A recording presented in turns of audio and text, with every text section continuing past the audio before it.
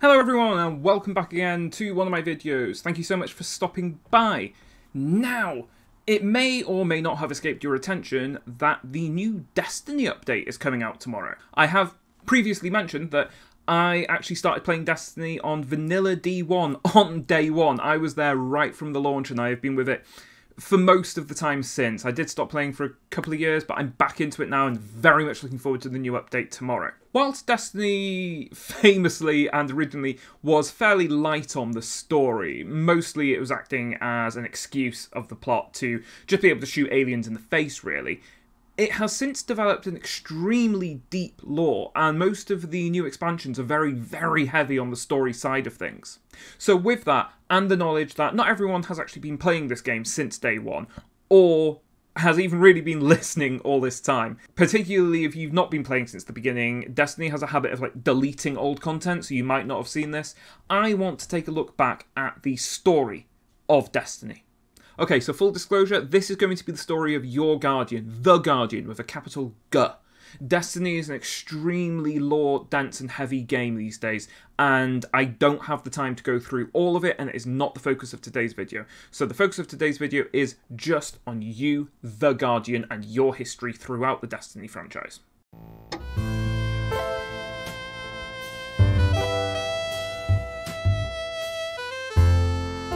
So let's set the scene. Your ghost is flying and hovering above the ruins of an old highway, scanning every single corpse that he can find, every body, until he eventually stops on you. He reanimates your body and you come back to life. He has finally found his Guardian, and after several hundred years of being dead, you're alive once more. Now, you have no memory of your past, you have no idea what's going on, and your little ghost buddy decides that it is dangerous here and you need to run. You eventually run headfirst into the Fallen, an enemy alien race who have a tendency to shoot first and ask questions later. After some fighting, Ghost finds you a spaceship and you jump in and head off to the last city, the last refuge of humanity on Earth. Now that you're at last city, your Ghost takes you to the tower. This is where Guardians and the Vanguard, the leader of the Guardians, run all of their operations from.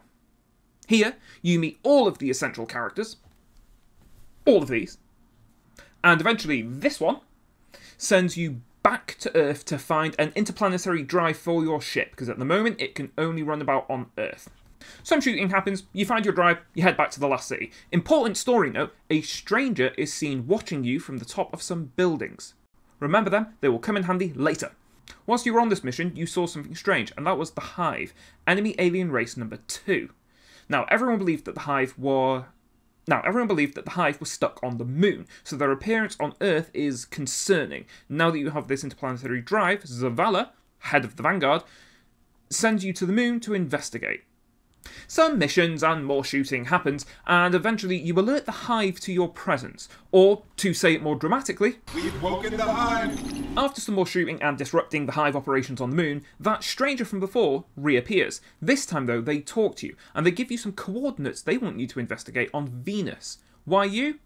She just says you may be the one who can change things. Change what? We don't know. Who is she? We don't know. What is she doing here? We don't know. What's on Venus? We don't know. This will become somewhat of a running theme early in Destiny, so bear with me. Anyway, to Venus! After you do some missions on Venus, you're able to go to the coordinates that the stranger gave you, and there you discover the Vex, alien race number 3. This time though, robots. After you kill quite a lot of Hive and do some missions, the stranger once again visits you, and this time she says this. I don't even have time to explain why I don't have time to explain. Helpful. Cool. So now she says to defeat the Vex, you need to go to Mars, and this is the only way you can stop them. To Mars! Whilst playing about on Mars, we meet the Cabal, alien race number 4. This time though, space rhinos.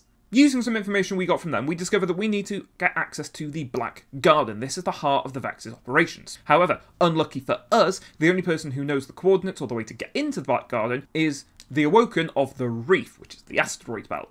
We visit Queen Mara Sov, again remember that name, she will be important later, and she effectively gives us a load of suicidal missions because she thinks we're stupid and this will get rid of us.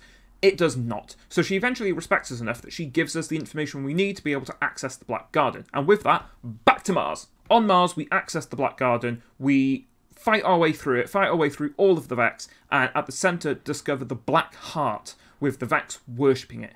We destroy the Vex worshipping it, and we destroy the Black Heart. This ends the story of Destiny 1. You go back to the tower, there's a rousing speech about humanity and hope and whatnot, but the stranger visits us again and says that, like her, we know that there is many more fights to come. If you're confused, so was everyone else. When the first game came out, it wasn't great. That was actually one of the chief complaints about the game.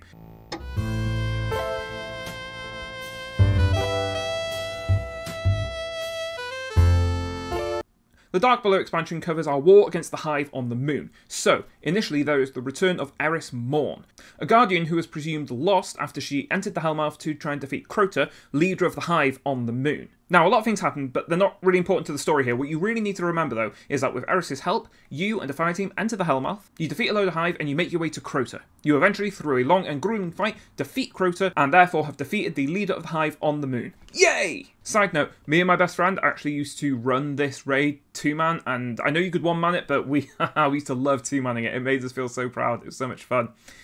Anyway, moving on.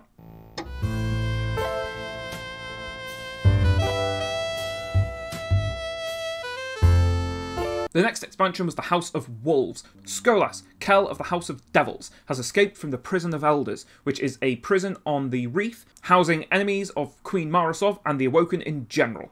Now, the Queen determines that she is unable to stop Skolas herself, so she opens up diplomatic relations with the city. With the help of her assistant Petrovenge, you, the Guardian, and the Vanguard are able to eventually defeat Skolas and help the Queen send him back to the Prison of Elders.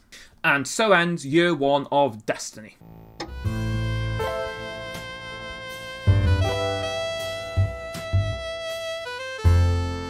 Oryx, the Taken King, has arrived in the system to avenge the death of his son, Crota. Remember him?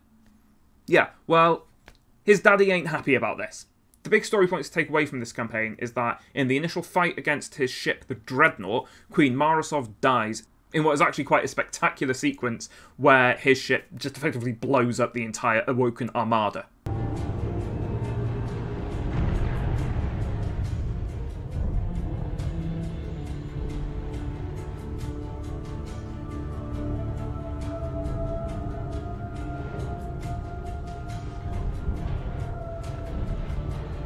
Back on Earth, the Vanguard decide that, this may be slightly problematic for us, so they send you, the Guardian, off to discover powers from your ancestors. This turns out to be Void powers for the Hunters, Solar powers for the Titans, and Arc powers for the Warlock.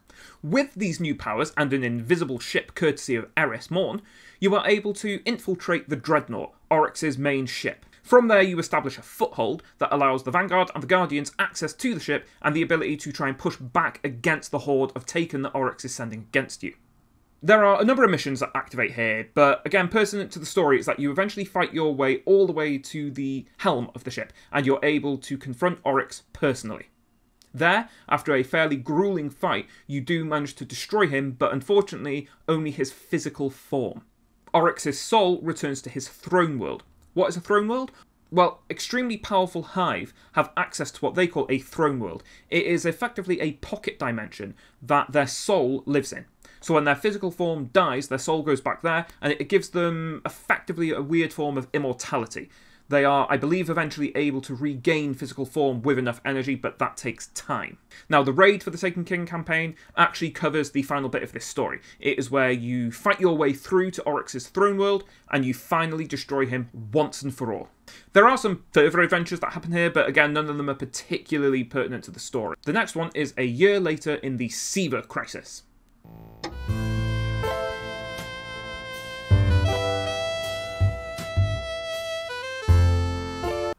The Fallen House of Devils have discovered Siva in a Golden Age ruin in the depths of the Cosmodrome.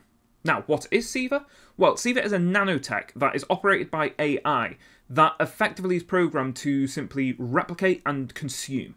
So all it would do, if left unchecked, would replicate itself to infinity and consume everything, which is a threat to, effectively, existence. This has happened once before, when the Iron Lords, many hundreds of years ago, tried to take control of Siva, and it effectively wiped them all out, with the only surviving members being Lord Saladin and Lady Ifridi. The Fallen, of course, are using it to enhance themselves and turn themselves into cyborgs and giving themselves more powers and more abilities than would otherwise be naturally available to them. Now, most of this expansion focuses on pushing the Fallen back, but you are eventually able to descend into the facility that manufactures Siva. There, you face off against the Kel of the House of Devils, you destroy them, and you manage to seal the facility tight, and therefore Siva is unable now to expand beyond there. Yay, world saves, and that concludes the Siva crisis. Lord Saladin declares you the Young Wolf / Iron Wolf, and that is a name that actually then does stick with you for the rest of the narrative of the game. He also declares that this is a new age of Iron Lords. And so ends the story of Destiny 1. We now move into Destiny 2 and the Red War.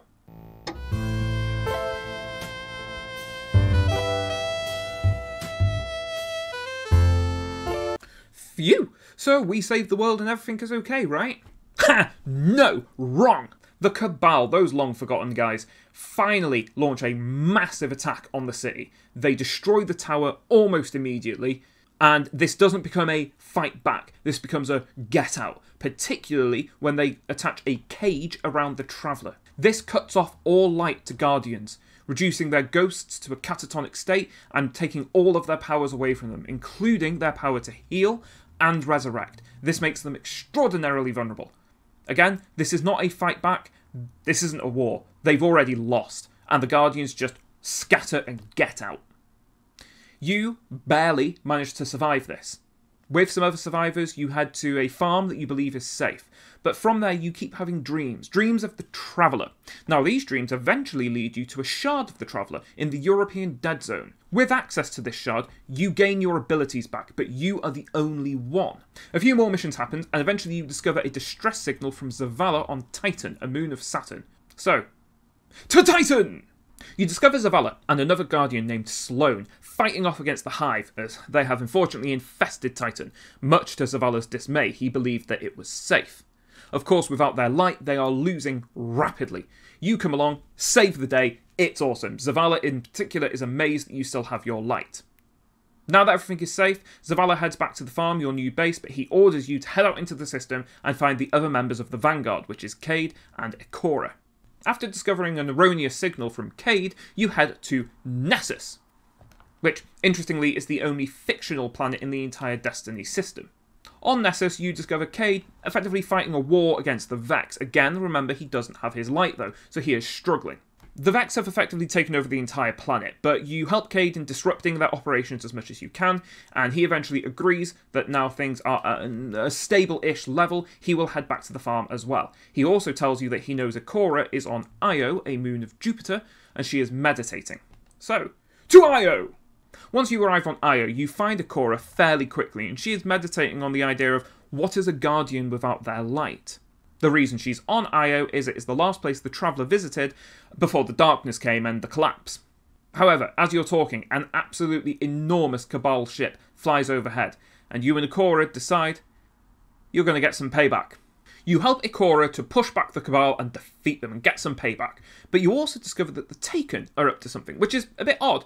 The Taken have been around, but they've been somewhat scattered since the death of their king, Oryx. Something here implies that somebody else is controlling them, and this will become slightly important later in the story, so remember this fact.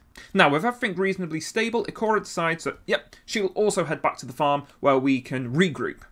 Back on the farm, everyone's back together, the Vanguard has been reformed, and they hatch a plan to launch an attack and reclaim the light and the Traveller. Now, I'm not going to lie, their plan is effectively just attack the city. Like, just, yeah, throw everything at them.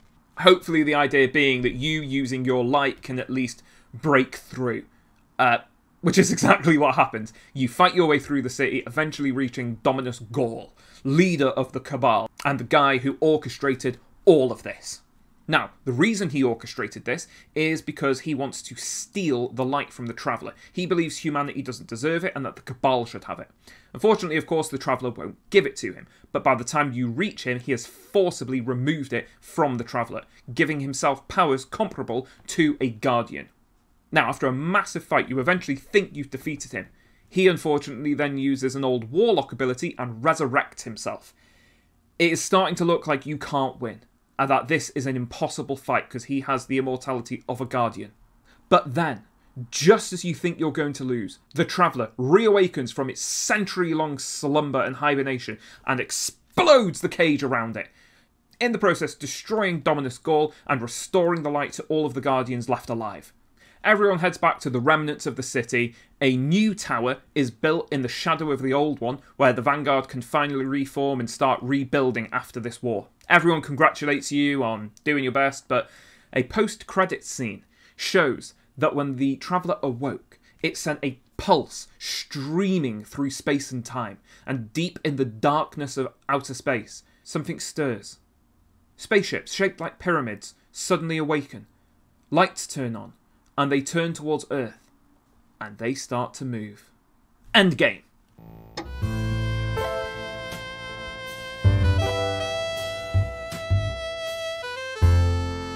The next expansion was the Curse of Osiris. This one, there wasn't actually much story that happened. Osiris is an old warlock. He used to be the commander of the Vanguard before Zavala. He went missing many, many centuries ago, after he headed to Mercury to discover what the Vex were doing there. Now, the Vanguard receives a signal that sounds like it might be from him, so you are sent to Mercury to investigate. You eventually find Osiris trapped within a Vex simulation called the Infinite Forest. Eventually, you help defeating some of the strong Vex in there, and he's able to leave. He chooses not to, because he wants to continue his investigation, but he has the ability to finally return to the real world. Some other things happen, but that is the main takeaway from this fairly small expansion. Next up is the Warmind expansion.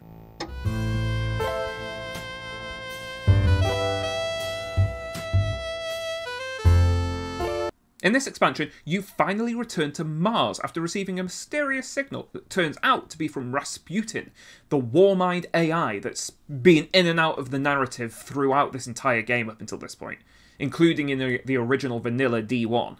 Okay, so the upshot of this entire expansion is that Rasputin is requesting help with the Hive, who are practicing a ritual on Mars to try and bring Savathun, the Witch Queen, out of the deep. Savathun is one of Oryx's sisters, the other being Xivu Araf, so obviously she is an incredibly powerful Hive and we need to stop this. And guess what?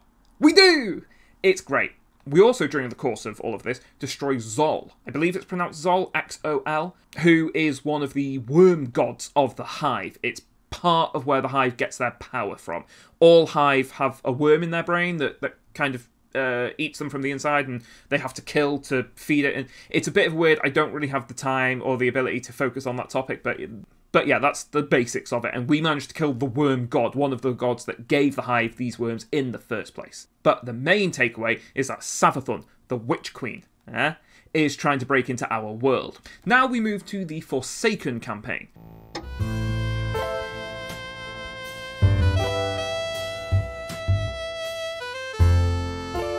A year after the events of the Red War, the Reef requests help because there has been a breakout at the Prison of Elders. You head there with Cade to investigate because he thinks it'll be fun. However, things rapidly go downhill, and then horrifically, Cade gets murdered by Uldren Sov, the once brother of Queen Mara Sov. Why he's doing this, we don't know yet. He has also been aided by the Scorn, who are undead fallen, brought back to life and resurrected by dark ether. They, because of this, have gained weird and unnatural abilities. They, along with the Fallen, Cabal, Hive, Vex and Taken, form the 6th group of enemies that you can fight in this game now. The Guardian actually shows a slightly darker side to their personality in this campaign, because the Vanguard orders and decrees that no one will go after Uldren Sov because they don't want to start a war with the Reef and open up that possibility. You, however, defy them and go on a roaring rampage of revenge across the Sol system, trying to find him and get justice for Cade. After quite a lot of missions and shooting some more aliens, the Guardian discovers the big secret of the Awoken, and that is the Dreaming City. A massive city with quasi-magical structures in it that the Awoken have kept hidden from everyone else. It's effectively where they live. This as well shows that the Awoken, along with Queen Mara Sov, are far, far more powerful than we ever thought they were in the past. Anyway, you hunt Uldren Sov down in the Dreaming City, and you discover that he's been having visions of his sister, Mara Sov, and she's been the one telling him to do all of this, in the hopes that it will help resurrect her somehow. He has in fact been lied to. It is in fact the voice of Riven, the last Ahamkara, a wish-granting dragon who were thought to be extinct.